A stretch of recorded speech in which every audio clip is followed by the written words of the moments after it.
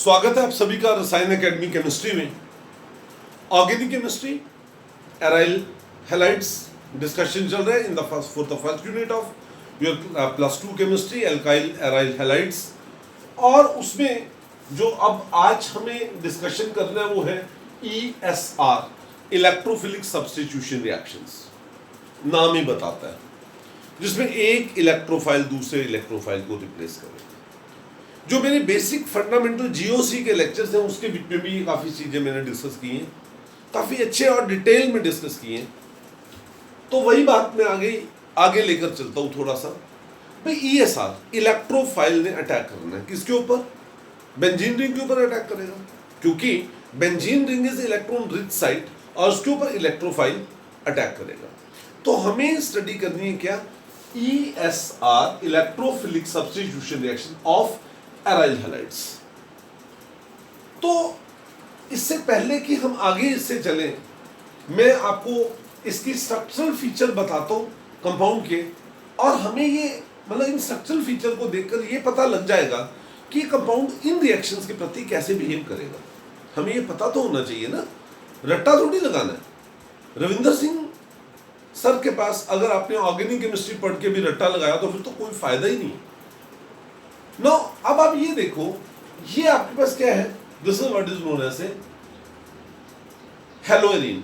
ये हेलोएरीन के आपके पास क्या है? रेजोनेटिंग स्ट्रक्चर्स है। ये रेजोनेटिंग स्ट्रक्चर हमने पहले भी आपको कई बार बताए। अगर आप इन रेजोनेटिंग स्ट्रक्चर्स को ध्यान से देखें तो आपको ये पता लगता है कि हेलोजन का जो लोन पेयर ऑफ इलेक्ट्रॉन है वो रेजोनेंस के कारण से बेंजीन रिंग के पास चला गया। ठीक है, बेंजीन रिंग के पास चला गया, और जैसे बेंजीन रिंग के पास गया तो उसकी ऑर्थो और पैरा पोजीशन पर नेगेटिव चार्ज आ गया। इसका मतलब ये हुआ कि हेलोजन की प्रेजेंस के कारण से प्लस आर इफेक्ट है इसका। उसका इफेक्ट क्या? प्लस आर इफेक्ट है। इसके कारण से electron density at ortho and para position, ortho और पैरा पोजीशन पर इलेक्ट्रॉन की डेंसिटी बढ़ जाती है। और ऐसे जैसे उसके ऊपर इलेक्ट्रॉन डेंसिटी बढ़ेगी, कहां पर? ऑर्थो और पैरा पोजीशन पर, तो क्या होएगा? इलेक्ट्रोफाइल वहां पर ही आएगा। इसको तो ये इलेक्ट्रोफाइल है, सपोज ये E है, E+, तो कहां पे अटैक करेगा? ये यहां पे अटैक करेगा, यहां पे अटैक करेगा, ऑर्थो पे या पैरा पे। इसलिए हेलोजन्स आर क्या है? ऑर्थो पैरा डायरेक्टर होते हैं। पहली बात, हमें एक बात ये याद रखनी चाहिए कि जो हेलोजन्स होते हैं उनका प्लस आर इफेक्ट होता है, लेकिन साथ साथ में वो इतने इलेक्ट्रॉन नेगेटिव भी होते हैं कि उनका माइनस आई इफेक्ट होता है। प्लस आर इफेक्ट और साथ में माइनस आई इफेक्ट के कारण से इलेक्ट्रॉन को खींचते हैं और प्लस आर इफेक्ट के कारण से इलेक्ट्रॉन को देते हैं। हेलोजन ही एक ऐसा एग्जांपल है ना, हेलोजन ही एक ऐसा एग्जांपल है जिसमें माइनस आई इफेक्ट मतलब इंडक्टिव इफेक्ट इतना स्ट्रांग होता है कि दैट इट डोमिनेट ओवर कौन सा? Plus are effect. ये प्लस आर इफेक्ट को डोमिनेट कर जाता है, minus I effect plus are effect को डोमिनेट कर जाता है, और इसके कारण से हेलोजन्स की नेचर क्या हो जाती है? Halogens become ring deactivator. Halogen के ऊपर इसका मतलब हेलोजन की प्रेजेंस के कारण से बेंजीन रिंग के ऊपर इलेक्ट्रॉन की डेंसिटी क्या होगी? कम होगी। उसके ऊपर इलेक्ट्रॉन की डेंसिटी कम होगी तो इलेक्ट्रोफाइल मुश्किल से अटैक करेगा। इसका मतलब it has deactivated the ring toward ESR, है ना। So therefore halogens are ring deactivator, लेकिन but they are ortho para director है। तो क्योंकि वो रिंग डीएक्टिवेटर है, इसलिए हम ये भी कह सकते हैं कि that aryl halides are less reactive toward ESR then benzene. Benzene के कंपैरिजन में ESR के प्रति जो है ये कंपाउंड्स ज्यादा कम रिएक्टिव होते हैं। मैं आपको जब पहले आपको जो GOC में करवाया, मैंने आपको उसमें करवाया था कि जो ESR होती है वो बेसिकली हम 5 टाइप्स से स्टडी करते हैं। तो यहां पे भी उन्हीं 5 टाइप की रिएक्शंस को मेंशन करेंगे। तो इसमें जो सबसे पहली रिएक्शन आपके पास होगी वो क्या होगी? हेलोजिनेशन। आपको पता है हेलोजिनेशन के लिए रिएजेंट क्या होता है? मैं एक्सपेक्ट करता हूं कि आपने वो लेक्चर देखे होंगे, नहीं तो उसको जरूर देखिए। Cl2 in presence of FeCl3। ये क्लोरोबेंजीन पहले से है। आपको था chlorine in presence of FeCl3, तो ये क्लोरीनेशन हुई लुईस एसिड के प्रेजेंस में ESR, तो यहां पे जो Cl है वो रिंग के ऊपर लगेगा और ये Cl उस Cl ग्रुप को कहां पर भेजेगा, या ऑर्थो पे या पैरा पे। इसलिए what the product you will be going to get, क्या मिलेगा product, ClCl and this is a ClCl. The name of this compound is dichlorobenzene and the name of this compound is also dichlorobenzene, but this is orthodichloro and this is paradichlorobenzene. Suppose मैं इसकी bromination कर देता हूँ Br2 in presence of FeBr3, तो इससे क्या आएगा, bromination होगी, तो what you will get, Cl Br plus you see Cl Br. Name of this compound is 1,2,2 chloro bromobenzene या ऑर्थोक्लोरो ब्रोमोबेंजीन पैराक्लोरो ब्रोमोबेंजीन। दूसरी जो रिएक्शन होती है वो क्या होती है, नाइट्रेशन। आपको पता है नाइट्रेशन के लिए जो रिएजेंट होता है वो क्या होता है, नाइट्रेटिंग मिक्सचर, और नाइट्रेटिंग मिक्सचर क्या होता है, HNO3H2SO4, और इसमें ग्रुप कौन सा लगता है, NO2।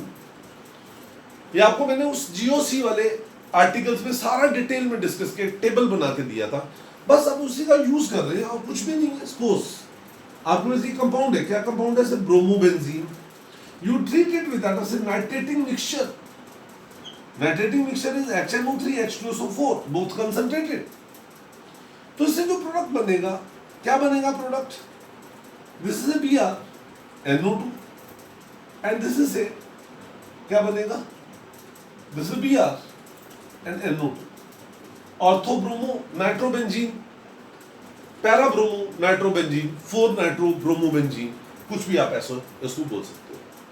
Next is sulphonation. Next आपके पास रिएक्शन इसमें क्या होगी, तीसरे टाइप की ESR इज सल्फोनेशन।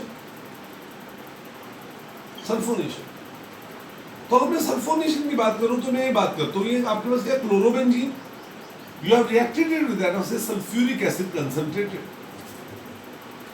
आपको पता है सल्फोनेशन में रिएजेंट होता है H2SO4 कंसंट्रेटेड, और जो ग्रुप लगता है वो कौन सा लगता है, SO3H। मैंने आपको इसके मैकेनिज्म भी बताए हुए लास्ट लेक्चर्स में, चाहूंगा कि आप उसको अगर नहीं देखा तो जरूर देखें। व्हाट इज दैट, इससे क्या प्रोडक्ट बनेगा, Cl है तो Cl SO3H, और ये क्या बनेगा, Cl SO3H। इस कंपाउंड का नाम पैराक्लोरो बेंजीन सल्फोनिक एसिड, और ये क्या हुआ, orthochloro benzene sulphonic acid. Next is, fourth is Friedel Crafts. Suppose alkylation, Friedel Crafts alkylation. आपको पता है फ्रिडल-क्राफ्ट एल्काइलेशन में क्या होता है, it is the reaction of aromatic compounds with alkyl halides in presence of Lewis acid, reaction of aromatic compounds with alkyl halides in presence of Lewis acid to get alkyl substituted aromatic compounds. तो ये जो alkyl group है, अगर तो normal benzene हो तो कहीं पे भी लग जाएगा, लेकिन अगर उसके ऊपर हेलोजन हो तो वो एल्काइल ग्रुप ऑर्थो या पैरा पोजीशन पर and you will get this compound or this compound. The name of this compound is, you see, orthobromo ethyl benzene, and this is a parabromo ethyl benzene. इस तरीके से suppose मैं इसकी reaction करवा दूं किसके साथ, say I do its reaction with that of methyl bromide in presence of FeBr3, तो कुछ नहीं है बेटा, ये वाला कंपाउंड बन जाएगा। क्या ये, क्या Br मिथाइल ग्रुप ऑर्थो पे प्लस बेंजीन के ऊपर यूसी Br और मिथाइल ग्रुप पैरा पे, ortho bromotoluene and para bromo toluene. इस तरीके से आपके पास कंपाउंड मिलेगा। ये सर एक और होती है, आपको वो भी करवा देता हूं मैं हेलोएरिन्स के लिए। उसके बाद फिर आगे चलेंगे कुछ इसकी मिसलेनियस रिएक्शंस करते वक्त। And what is that? वो रिएक्शन है, well familiar you are with this reaction, Friedel Craft acylation. इसमें एसाइल ग्रुप लगेगा, एसाइल ग्रुप होता है COR। तो आपको पता है Friedel Craft acylation reaction is the reaction of aromatic compounds with acid chloride or acid anhydrides in presence of Lewis acid to get aromatic ketones, देखिए अगर आप सिंपल इसकी रिएक्शन बेंजीन से करते हो तो बेंजीन के ऊपर COCH3 किसी भी पोजीशन में लगा दो, आपको एक कंपाउंड मिल जाएगा। और आपको पता होना चाहिए उस कंपाउंड का नाम क्या होता है। ये अगर ये Br ना हो तो इसका नाम होता है एसिटोफिनोल, एरोमेटिक कीटोन है। तो लेकिन अब क्या बना, ऑर्थो ब्रोमो एसिटोफिनोल, एंड ये आपके पास क्या बना, पैरा ब्रोमो एसिटोफिनोल। तो ortho bromo acetophenol and para bromo acetophenol, ये आपके पास इस तरीके से कंपाउंड्स हैं।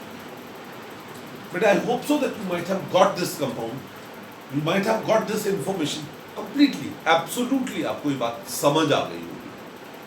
चलिए मैं इसको, ये तो सब्जेक्टिव आता है, इसमें क्वेश्चन सब्जेक्टिव आते हैं, कैसे भाई कन्वर्जन की फॉर्म में आ गए, है ना, कन्वर्जन की फॉर्म में आ गए, या व्हाट हैपेंस व्हेन की फॉर्म में आ गए, भाई what happen when bromobenzene is treated with methyl bromide in presence of FeBr3। तो इस तरीके से आपको उसके आंसर्स देने हैं। लेकिन अगर ये चीज कॉम्पिटिशन्स की फॉर्म में आए, ऑब्जेक्टिव्स में आए, तो कैसे है?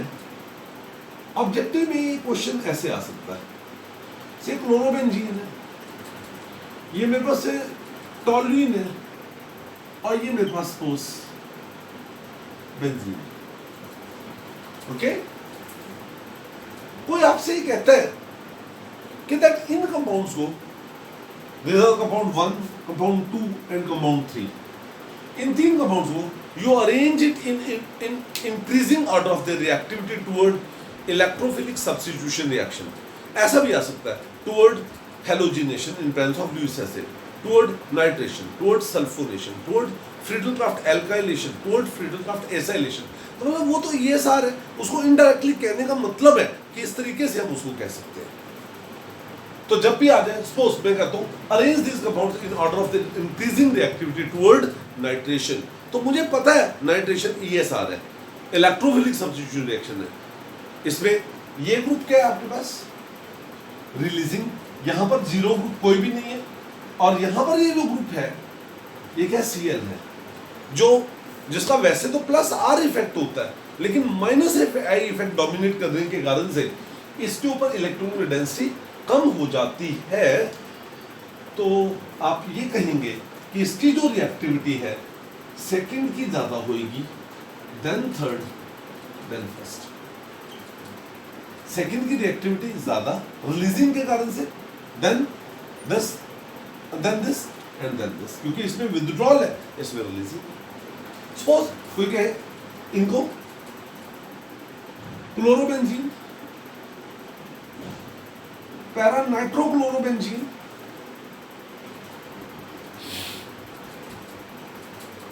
ये वाला,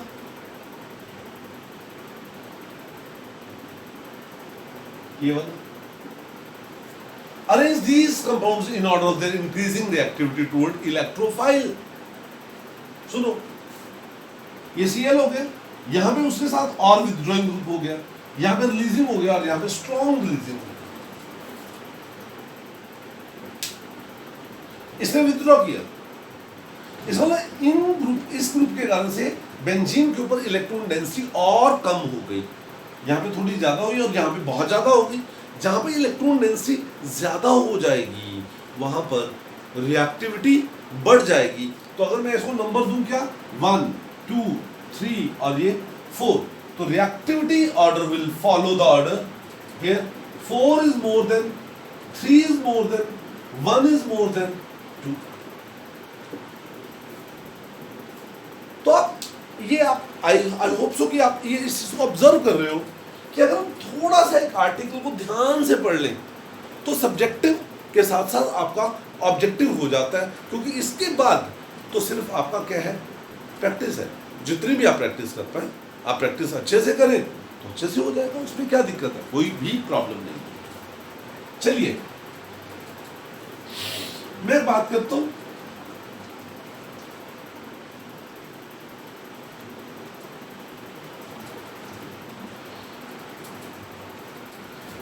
और वो कुछ ये है कि आपके पास है रिएक्शंस, मिसलेनियस कुछ मिक्स्ड रिएक्शन है of alkyl and aryl halides, उसमें रिएक्शन विद मेटल्स, मेटल्स के साथ reactions, we have to discuss it, it's reaction with metals. तो मेटल्स के साथ जब आपको इसकी रिएक्शंस को स्टडी कर रहे हैं तो उसमें हम एक बात करेंगे, इसमें मैं सबसे पहला रिएक्शन करता हूं, रिएक्शन विद मैग्नीशियम। ये आपके पास क्या, RX एल्काइल हैलाइड या एराइल हैलाइड, कोई भी हो सकता है,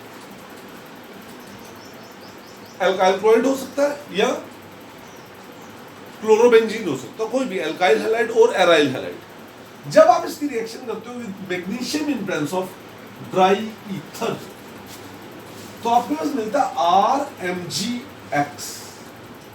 क्या मिलता है, RMgX।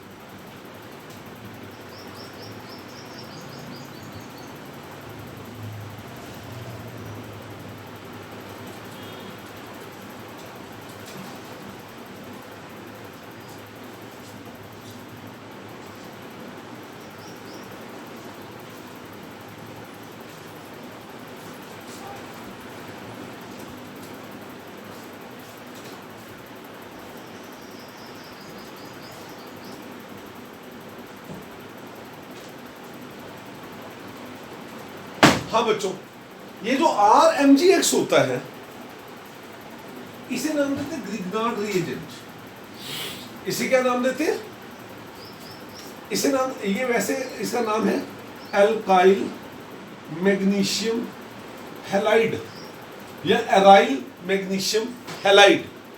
चलो एक आधा वैसे मैं आपको बताता हूं, जैसे से CH3CH2Cl plus magnesium in presence of dry ether तो बनाता है CH3CH2MgCl, CH3CH2MgCl। The name of this compound is ethyl magnesium chloride। अगर मेरे पास ये वाला कंपाउंड हो, compound is bromobenzene, magnesium in presence of dry ether, तो उससे बनता है कंपाउंड बेंजीन के ऊपर MgBr।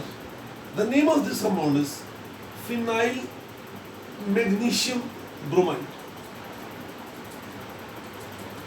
Just for the sake of your knowledge, इस टाइप के जो कंपाउंड्स होते हैं RMgX, जो एल्काइल या एराइल मैग्नीशियम हैलाइड्स होते हैं, इन्हें नाम देते हैं ग्रिग्नार्ड रिएजेंट्स, और इस रिएक्शन को हम नाम देते हैं ग्रिग्नार्ड रिएक्शन। तो व्हाट इज ग्रिग्नार्ड रिएक्शन? अगर मैं आपसे कहूं भी ग्रिग्नार्ड रिएक्शन क्या है, तो I will say that Grignard reaction is the reaction of alkyl और aryl halides. It is the reaction of alkyl or aryl halides with magnesium.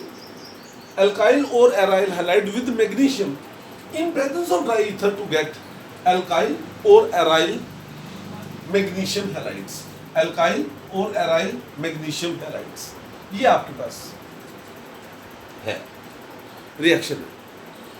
आपकी नॉलेज के लिए एक बात बताते हैं, ये जो रिएक्शन है ना Grignard reaction RX plus Mg in presence of dry ether forming RMgX, you will be surprised to know that ये नोबेल प्राइज विनर रिएक्शन है।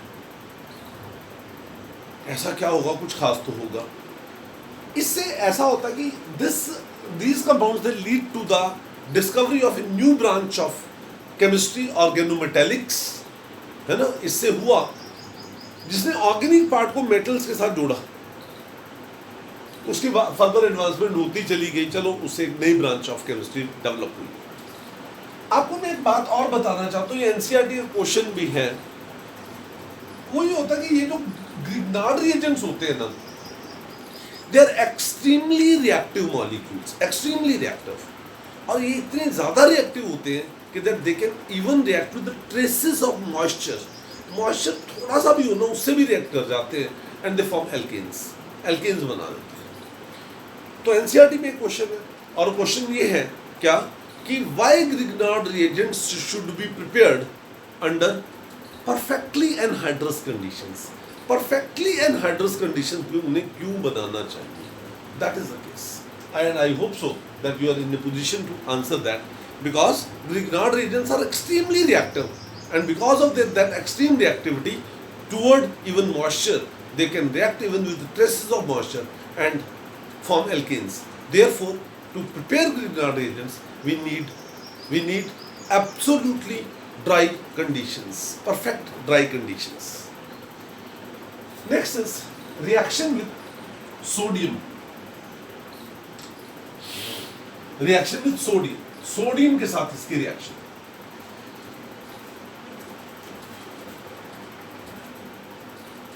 Reaction with sodium, RX plus 2 of Na plus XR in presence of dry ether will get RR plus 2 of NaX. Alkene, ये alkyl halide हो,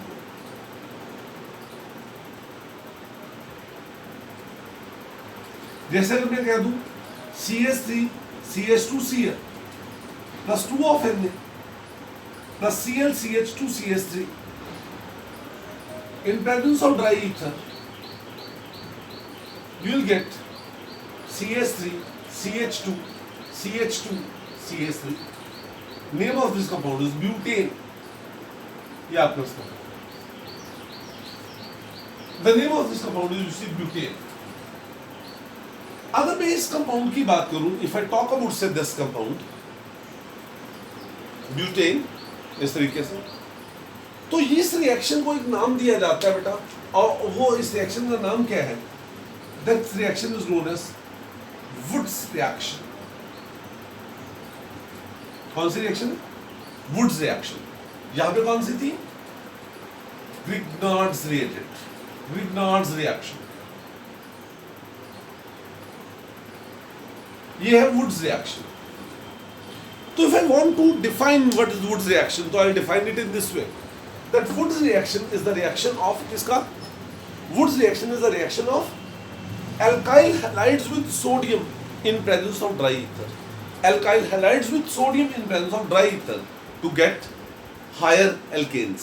याद रखना, conversion में अगर आपको alkyl halide से double number of carbon atom की alkene बनानी हो, जैसे ब्यूटेन टू 4 कार्बन से 8 कार्बन वाली, 3 से 6 वाली, ओके, 2 से 4 वाली, तो then you have to make the use of this reaction.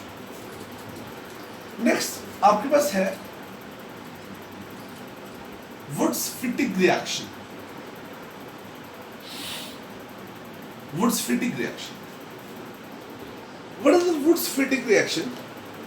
इसमें आपके पास एक कंपाउंड है एराइल हैलाइड, दूसरा आपके पास alkyl halide chlorobenzene, and this is what? Chloromethane. ये फंडामेंटली आपके पास क्या हुआ, एराइल हैलाइड, और ये आपके पास क्या हुआ, alkyl halide in presence of very dry ether. तो आपके पास यहां पे क्या कंपाउंड बनेगा, NaCl निकल जाएगा and you will get this compound, और कंपाउंड क्या मिलेगा, बेंजीन के ऊपर CH3। Name of this compound is toluene. क्या इस कंपाउंड का नाम, टॉल्यूएन। तो my simple question is, you can say advice is this, that you should be able to distinguish between what is Woods reaction and what is Woods fatigue reaction। तो उसमें दोनों alkyl halides हैं, इसमें एक alkyl halide और एक aryl halide है, इसलिए Woods fatigue reaction को अगर आपको डिफाइन करना हो तो आपको ऐसे डिफाइन करना चाहिए, क्या, it's the reaction of aryl halides with alkyl halides in presence of sodium to get alkyl substituted aromatic compounds. एक और रिएक्शन करते हैं, और वो रिएक्शन है फिटिग्स रिएक्शन। रिएक्शन है फिटिग्स रिएक्शन। फिटिग्स रिएक्शन क्या होती है, थोड़ा इसको भी समझ लो। ये मेरे पास chlorobenzene plus 2 of Na plus chlorobenzene in terms of dry ether we'll get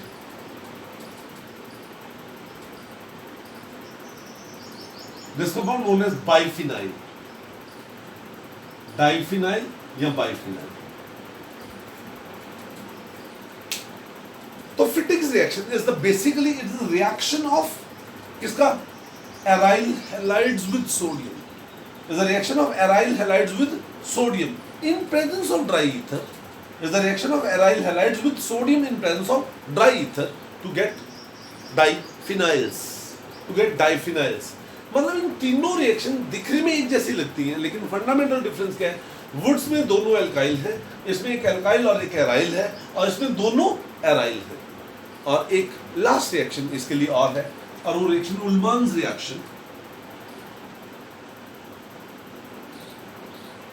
वो क्या होता है,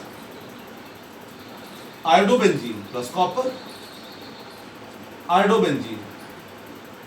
तो it's the reaction of iodobenzene with copper, where on heating we get diphenyls। तो iodobenzene on reaction with copper in presence of dry ether, है ना, we will get diphenyl। that reaction is known as Ullmann's reaction। Basically यहाँ तक जो मैंने आपके साथ discuss किया एल्काइल हैलाइड्स और एराइल हैलाइड्स के बारे में, ये आपका एल्काइल और एराइल हैलाइड को कंप्लीट कर देता है, इसकी थ्योरेटिकल डिस्कशन कंप्लीट हो जाती है। लेकिन इसमें कुछ और भी चीजें हैं, वो है पॉलीहेलोजन कंपाउंड्स जैसे क्लोरोफॉर्म, आयोडोफॉर्म, डाइक्लोरोमीथेन। वो थोड़ा कंपटीशन के सिलेबस में है आपके, मैं इससे नेक्स्ट लेक्चर आपको वो प्रोवाइड करवाऊंगा। चैनल को सब्सक्राइब कर दें, इंफॉर्मेशन मिल जाएगी आपको, ठीक है। अपने दोस्तों को बता देना कि यस ये वाला लेक्चर अब आएगा, इसको देखेंगे, क्या नई इन्फॉर्मेशन मिलती है वो पता लगेगा। CBSE में यहाँ तक है आपका ये वाला पोर्शन, और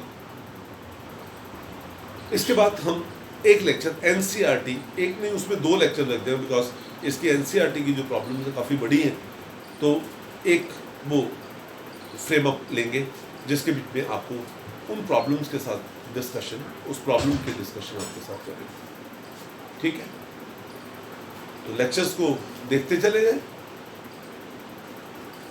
और लाइक करते चले जाएं, अच्छे अच्छे कमेंट्स भी लिखें। Thank you.